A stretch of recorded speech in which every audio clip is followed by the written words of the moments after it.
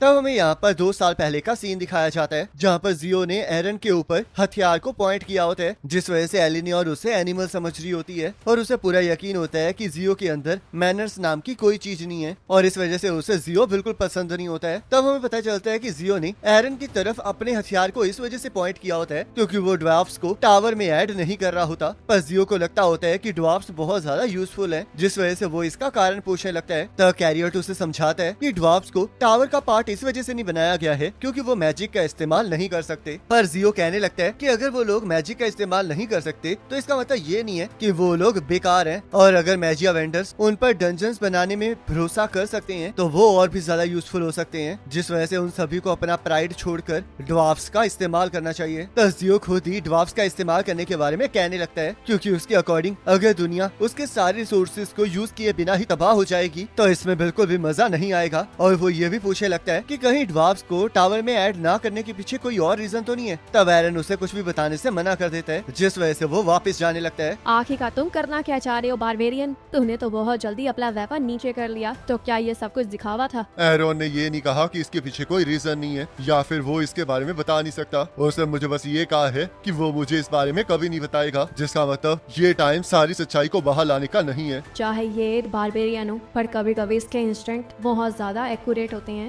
एरन याद रखना, अगर इस सच्चाई को छुपाने से हम सेलेस्टियल होस्ट को हरा सकते हैं तो मैं इसे एक्सेप्ट कर लूंगा, पर अगर ऐसा ना हुआ तो फिर उसके बाद मुझे कोई नहीं रोक सकता। तो ये सब कुछ देख के एलिनोर को भी समझ में आ जाता है कि जियो को रोकना एरन की बस की बात भी नहीं है, और थोड़ी देर बाद कैरियट जाकर जियो को समझाता है कि इस बार उसने अपनी हदों को पार कर दिया है, जिस वजह से उसे शक हो रहा है कि क्या वो मैजिया वेंडर बनने के काबिल है भी या नहीं। पर तभी जियो उसे समझाता है कि उसे भी उन्हें देखकर ऐसा ही लगता है, क्योंकि कैरियट को भी एहसास है कि अगर सब कुछ ऐसे ही चलता रहा तो वो लोग हार जाएंगे, पर फिर भी वो लोग चेंज होना नहीं चाहते हैं, और ऊपर से अगर पुराने सिस्टम्स बस डेड वेट बन जाते हैं तो वो किसी काम के नहीं रहते हैं। तो कैरियट उसे फिर से समझाने की कोशिश करने लगता है, पर जियो उसे समझाता है कि उसकी जिंदगी में सिर्फ 2 ही चीजें हैं, या तो वो उस चीज को करेगा या फिर नहीं, और इसी तरह वो अपनी जिंदगी को जीता है, जिस वजह से कैरियट को उसे देखकर जलन महसूस होती है और कहने लगता है कि उस जैसे इडियट्स को सोचने की बिल्कुल भी जरूरत नहीं है। पर जियो से समझाता है कि वो कुछ ज्यादा ही सोच रहा है, जबकि जियो बस अपने डिजायर्स के अकॉर्डिंग चलता है। तब कैरियट को समझ में आ जाता है कि अगर एक इडियट के पास पावर ना हो तो वो कुछ भी नहीं कर सकता है, पर अगर एक इडियट के पास पावर हो तो वो सबसे ज्यादा डेंजरस बन जाता है। तब यहाँ एल्फी को भी समझ में आ जाता है कि चाहे जियो बहुत अच्छा साथी हो, पर जब वो दुश्मन बन जाता है तब वो सबसे ज्यादा खतरनाक ऑब्स्टेकल होता है, और अब वही ऑब्स्टेकल एल्फी के रास्ते में खड़ा हो गया होता है। तब यहाँ एल्फी विल को छोड़ने के लिए बिल्कुल भी तैयार नहीं होती और उसके रास्ते में आने वाली हर एक चीज को उड़ाने के लिए तैयार होती है, जिस वजह से जियो भी इसके लिए तैयार हो जाता है और एल्फी को लड़ने के लिए पुकारता है, जिसके अकॉर्डिंग जो भी उस मैच को जीतेगा उसे विल मिल जाएगा, और एल्फी भी इसके लिए तैयार हो जाती है। ये तो एक पागलपंती है। अब मैजिया वेंडर्स आपस में लड़ने वाले हैं। कैरियट और एलिनोर, आखिरकार तुम इन्हें रोक क्यों नहीं रहे हो? हम चाहे इन्हें रोकेंगे भी, फिर भी ये पॉइंटलेस होगा, और ऊपर से ये इस इशू को और भी ज्यादा डिले करेगा। कैरियट बिल्कुल सही कह रहा है, और वैसे भी अगर ये वुमेन और बारबेरियन मर जाएंगे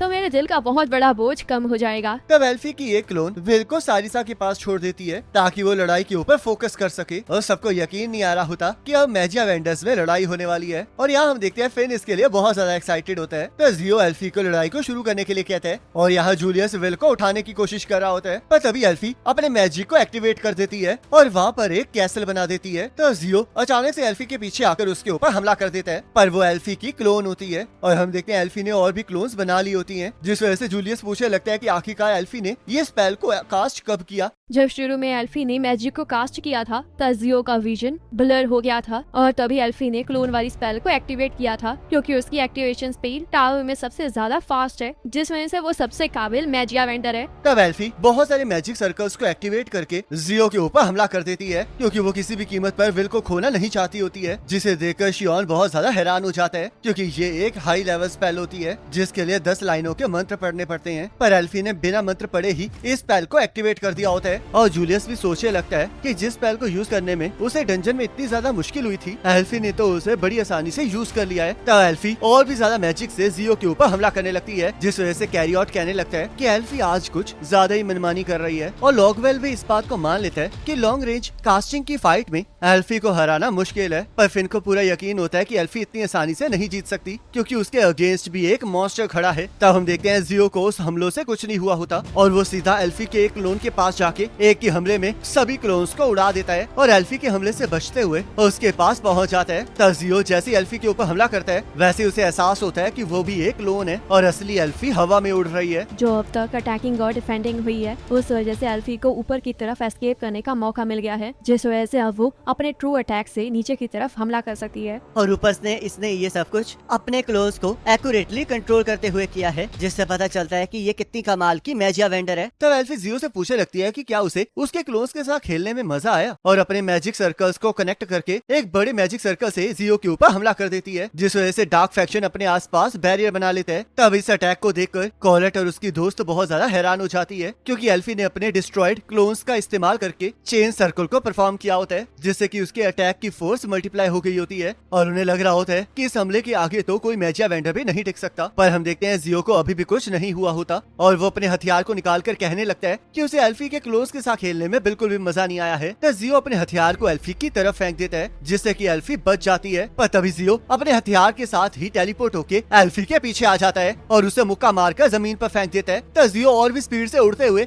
एल्फी को एक जोरदार मुक्का मारता है, जिससे कि उसके मुंह से खून निकलने लगता है और वो अपने ही आइस कैसल की दीवारों को तोड़ते हुए दूर जाकर गिरती है। तो जियो विल को हासिल करने के लिए अपने लाइटनिंग के मल्टीपल अटैक से एल्फी के ऊपर हमला कर देता है। आखिरकार ये चल क्या रहा है, जियो एक मेज है पर फिर भी उसने एल्फी को क्लोज फाइट में आने के लिए मजबूर कर दिया है। लियाना, क्या इसके पास भी तुम्हारी तरह क्लोज क्वार्टर कॉम्बैक्ट मैजिक है? तो लियाना इससे मना कर देती है और बताती है कि जियो तो बस अपनी मैजिकल एनर्जी को फ्लो होने दे रहा है। तो जियो का साथी गिलफोर्ड भी इस पर एग्री करता है। जरा ध्यान से इस लड़ाई को देखो, क्योंकि लाइट फैक्शन को इसी तरह लड़ने की प्रैक्टिस करनी है। जियो बिना किसी कास्टिंग टेक्निक के ऊपर रिलाई किए बस अपनी मैजिकल एनर्जी को बाहर निकालता जा रहा है, पर फिर भी वो सबको हरा रहा है और जियो के लिए ये सिर्फ एक ट्रैवल करने का जरिया है, जिस वजह से इसका नाम लाइटनिंग स्ट्राइक है। लोगवेल को भी एहसास होता है कि जियो की लाइटनिंग स्ट्राइक एल्फी के मैजिक एक्टिवेट करने की स्पीड से भी ज्यादा है और हार्लोन को भी ये पूरा यकीन होता है कि जियो की पावर को मेजर नहीं किया जा सकता, जिस वजह से वो उससे नफरत करता होता है। और सियोन को भी जियो की पावर का एहसास हो जाता है। तब जियो अपने हथियार को हथौड़े में कन्वर्ट कर लेता है और जैसे ही एल्फी अपनी आइस से जियो के ऊपर हमला कर रही होती है वैसे ही जियो अपने हथौड़े से उस आइस को तोड़ता जाता है और उसकी तरफ बढ़ने लगता है, जिस वजह से एल्फी अपने आगे आइस की दीवारें बना लेती है। पर जियो उन्हें एक ही झटके में तोड़ देता है और एल्फी उड़ के वहाँ से भागने लगती है। तो जियो भी एल्फी का पीछा करने लगता है और एल्फी के हमलों को रोक रहा होता है। एल्फी स्पेल वर्क में जीनियस है, क्योंकि उसने 12 न्यू स्पेल्स को क्रिएट किया है, पर जियो भी कम नहीं है, क्योंकि उसे प्रैक्टिकल में कोई नहीं हरा सकता। तो जियो फिर से एल्फी के पास पहुंच जाता है, पर तभी उसे एहसास होता है कि वो भी एल्फी का क्लोन ही है और एल्फी उसके ऊपर और अपने क्लोन के ऊपर एक आइस का ब्लॉक फेंक देती है, जिससे जियो तोड़ देता है और पूछने लगता है कि आखिरकार उसने जगह कब बदली है। तब एल्फी और भी क्लोन्स को बना लेती है, पर वो बहुत ज्यादा थक गई होती है, जिस वजह से जियो को पूरा यकीन होता है कि एल्फी अब ज्यादा देर तक अपने क्लोन्स का इस्तेमाल नहीं कर सकती। तो जियो सीधा एल्फी के ऊपर हमला कर देता है, पर उसके क्लोन्स बीच में आ जाते हैं और एल्फी क्लोन्स की मदद से इधर उधर भागने लगती है। पर जियो अपने लाइटनिंग मैजिक से हर क्लोन को उड़ाता जा रहा होता है, जिस वजह से उसे रोकना मुश्किल हो रहा होता है। पर एल्फी फिर भी हार मानने के लिए तैयार नहीं होती। जियो डीपेस्ट डंजन में 48th फ्लोर तक पहुंचा है, जिस वजह से वो एरोन के मुकाबले सेकंड नंबर पर है और ऊपर से इसकी एबिलिटीज सिर्फ लड़ाई पर फोकस करती हैं, जिस वजह से ये एक ऐसी जादुई छड़ी है जिसकी नेचुरल स्टेट स्वॉर्ड के काफी ज्यादा करीब है। तो इसलिए अगर मैं सच कहूँ तो मुझे लगता है कि विल को जियो को ज्वाइन करना चाहिए, क्योंकि इससे वो ज्यादा अच्छे से इवॉल्व हो सकता है। तो कैरियट को एहसास हो जाते हैं कि अगर क्लोज कॉम्बैट होता रहा तो जियो जीत जाएगा और यहाँ एलिनियोर को ये लड़ाई बिल्कुल पसंद नहीं आ रही होती, जिस वजह से उसकी असिस्टेंट अपनी दूसरी साथी से इसका कारण पूछने लगती है और वो उसे बताती है कि एल्फी ने पहले एलिनियोर को हराया है, जिस वजह से वो ये नहीं चाहती कि वो यहाँ पर जीते, पर वो ये भी नहीं चाह रही होती कि एल्फी हार जाए, जिससे कि एलिनियोर के लिए ये बहुत ज्यादा कॉम्प्लिकेटेड हो गया है। तो ये सुनकर एलिनियोर उन्हें चुप रहने के लिए कहती है और यहाँ जियो ने एल्फी को बहुत ज्यादा जख्मी कर दिया होता है, जिस वजह से जूलियस विल को उठाने लगता है, क्योंकि सिर्फ विल की आवाज से ही एल्फी को मोटिवेशन मिल सकती है। तब विल बेहोश होते हुए ही एल्फी का नाम लेता है और जैसी एल्फी को ये सुनाई देता है वैसी वो फिर से लड़ने के लिए तैयार हो जाती है, जिस वजह से हम देखते हैं जियो के हमला करने से पहले ही एल्फी उसके ऊपर हमला करके उसके मुंह के ऊपर कट लगाने में कामयाब हो जाती है, जिसे देखकर सभी लोग हैरान हो जाते हैं। और सेरिडियन भी फिन से कहने लगती है कि अभी ये लड़ाई खत्म नहीं हुई है, क्योंकि एल्फी भी बिल्कुल विल की तरह है, जिस वजह से वो इतनी आसानी से हार नहीं मान सकती। मैं बिल्कुल भी हार नहीं मानूंगी और मैं अपने विल को तुम जैसे बंदे को तो बिल्कुल भी नहीं दूंगी। तो तुम भी दहाड़ सकती हो। ऐसे तो पहली बार हुआ है जब मैंने तुम्हें ऐसे गुस्सा करते हुए देखा है। आखिरकार ऐसी कौन सी चीज है जो कि तुम्हें ये करने पर मजबूर कर रही है? ये प्यार है। विल ने हमेशा मुझे प्रोटेक्ट किया है, मेरा पीछा किया है और हमारे साथ रहने वाले वादे को भी निभाया है, जिस वजह से अब मेरी बारी है, तो इसलिए विल के लिए मेरा प्यार किसी से नहीं हारेगा। तो तुम ये चाहती हो तो चलो फिर अब दिखाओ कि आखिरकार तुम्हारी ये बेकार सी पावर क्या कर सकती है। तब कोलेट एल्फी की बातों को सुनकर गुस्सा होने लगती है और जियो अपनी पूरी ताकत से एल्फी के ऊपर हमला करने के लिए तैयार हो जाता है। जियो की लाइटनिंग टेक्निक सुपर नेचुरली बहुत ज्यादा तेज है और वो अपनी पूरी बॉडी के अंदर इलेक्ट्रिक करंट को पास करता है, जिससे कि उसकी मूवमेंट और रिएक्शन स्पीड तेज हो जाती है। और जब इसे यूज करके वो हमला करता है तो मेजिस के लिए उसके साथ लड़ना मुश्किल हो जाता है। पर हाँ, अगर ये तेज लाइटनिंग स्ट्राइक्स फ्रीज हो जाएं तो कुछ नहीं हो सकता। तब हम देखते हैं एल्फी अपने मैजिक से सच में जियो और उसकी लाइटनिंग को फ्रीज कर देती है, जिस वजह से जियो पूछने लगता है कि आखिरकार ये क्या है। इस स्पेल को एक्टिवेट करने के लिए जो कंडीशंस है वो बहुत ज्यादा है और ये मेरा एक सीक्रेट वेपन है। मेरे स्पेल के इफेक्टेड एरिया में जब मैं अपनी आधी मैजिकल एनर्जी को यूज कर लेती हूँ तो मैं फाइनली फ्रोस्ट और स्नो के इस बैरियर को एक्टिवेट कर सकती हूँ और इसी वजह से मैं तुम्हारे ऊपर इतनी बड़ी बड़ी स्पेल से हमला कर रही थी, जो कि इस टेक्निक का बहुत बड़ा ड्रॉबैक है। तो ये सुनकर विग्नेल बहुत ज्यादा हैरान होता है कि जो हमले अभी तक हुए हैं वो बस इस बैरियर को क्रिएट करने के लिए हुए हैं। और लियाना को भी एहसास हो जाता है कि एल्फी को पहले से ये एहसास था कि वो डिसएडवांटेज में है, जिस वजह से उसने पहले ही इसके लिए तैयारी कर ली थी। तब हमें पता चलता है कि एलिनियोर को भी एल्फी ने इसी से हराया होता है और जितना ज्यादा एनिमी एल्फी के क्लोज जाता जाता है उतना ही ज्यादा वो फ्रीज होता जाता है, जिस वजह से वो कोई भी मूवमेंट नहीं कर सकता।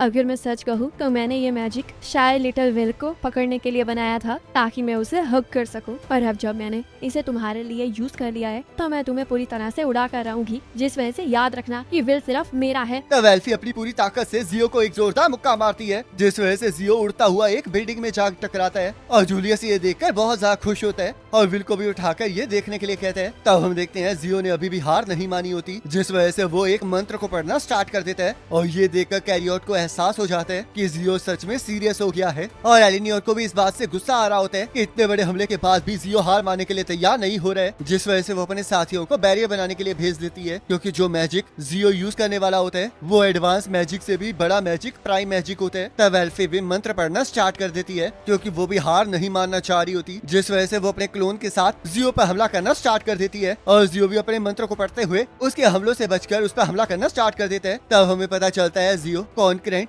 मंत्रों का इस्तेमाल कर रहा होता है, जिसमें मेजिस इधर उधर मूव करते हुए भी मंत्र पढ़ते रहते हैं और ये एल्फ्स की सीक्रेट आर्ट होती है। तब एल्फी भी अपने क्लोन्स के जरिए मंत्र को पढ़ रही होती है और जैसे जैसे जियो उसके क्लोन्स को उड़ाता जा रहा होता है वैसे ही उसके आगे का मंत्र एल्फी की दूसरी क्लोन पढ़ना स्टार्ट कर देती है। और यही टेक्निक जूलियस ने तब सीखी होती है जब उसने सबके साथ मिलकर डंजन में मॉन्स्टर को हराया होता है। तब विल को होश आ जाता है और उसे समझ नहीं आ रहा होता कि आखिरकार एल्फी लड़ क्यों रही है। तब जियो के मंत्र पढ़ने से वहाँ पर एक बीस्ट आने लगता है और एल्फी के मंत्र पढ़ने के बाद भी कुछ ऐसा ही हो रहा होता है, जिस वजह से हम देखते हैं जैसे उन दोनों के मंत्र पूरे होते हैं वैसे वहाँ पर बहुत सारी मैजिकल एनर्जी बाहर निकलने स्टार्ट हो जाती है और जियो का बीस्ट और एल्फी की बर्ड वहाँ पर आ जाती है। तब वो दोनों बीस्ट एक दूसरे के ऊपर हमला कर देते हैं, जिस वजह से एलिनियोर की साथी वहाँ पर एक बैरियर बना देती है और हम देखते हैं जैसे ही वो दो बीस्ट आपस में टकराते हैं वैसे ही वहाँ पर एक धमाका होता है। और इसी के साथ ये एपिसोड खत्म हो जाता है। अब नेक्स्ट एपिसोड का लिंक आपकी स्क्रीन पर आ रहा होगा, उस पर क्लिक करके अगले एपिसोड को देख सकते हो।